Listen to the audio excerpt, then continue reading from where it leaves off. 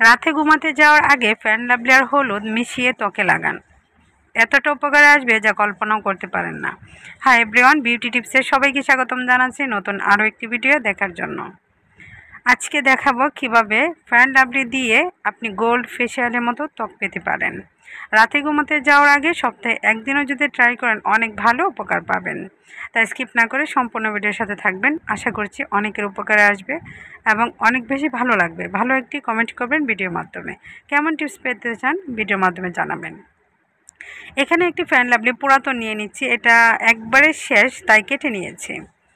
তো কাটার পরেও কিন্তু অনেক দিন ব্যবহার করা যায়, প্রায় এক সপ্তাহ ব্যবহার করা যাবে যতটুকু পরিমাণ আছে একা ব্যবহার করলে। তো তাই কেটে নিয়েছি, যেহেতু একবারে বের হচ্ছে না উপর দিয়ে, তাই কেটে এই যে দেখুন টিপস ভিডিওটা শেয়ার করে নিচ্ছি। একটি মুখের জন্য যতটুকু প্রয়োজন ততটুকু নিয়ে নিচ্ছি। ক্রিম সাধারণত যেভাবে আমরা ব্যবহার করি সেইভাবেই আজকে একটি ক্রিম তৈরি করব যা গ্লো বাড়ানোর জন্য 100% কাজ করবে। ফ্যান লাভলি তো সকলে আমরা ব্যবহার করি, তবে ফ্যান লাভলি কমা থাকে আরও শক্তিশালী করার জন্য এই টিপসটা আপনি ফলো করে দেখতে পারেন।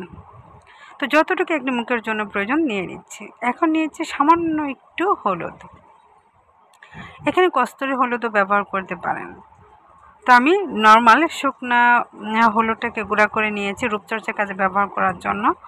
আপনি চাইলে মুখের ক্ষেত্রে না, হাত পায়ের ক্ষেত্রে রান্না হলুদ ব্যবহার করতে পারেন, তবে মুখের ক্ষেত্রে অবশ্যই আপনি আলাদাভাবে নিজে তৈরি করে ব্যবহার করবেন, এতে ভালো ফলাফল পাবেন।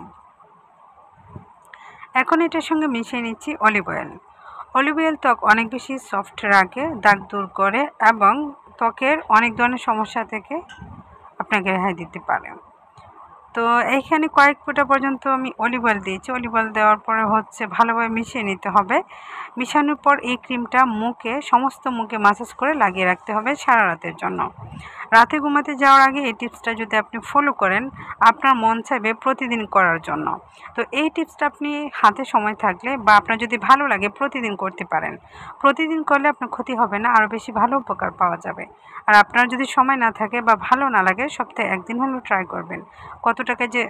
আপনি যে কতটা উপকারে আসবে বা উপকার পাবেন কল্পনা করতে পারবেন না, ব্যবহার করলে আপনি বুঝতে পারবেন।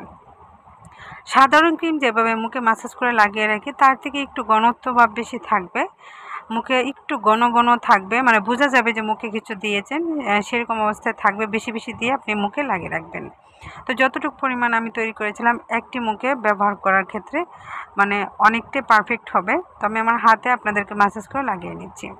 হাত পাও কিন্তু ফর্সা করা যায় এই উপায়ে, হাত পায়েও লাগিয়ে রাখতে পারেন, তবে হাত পায়ে লাগালে রিস্ক, কারণ হলুদ যেহেতু বিছানার চাদরে আপনার লেগে যেতে পারে বা দাগ বসে যেতে পারে।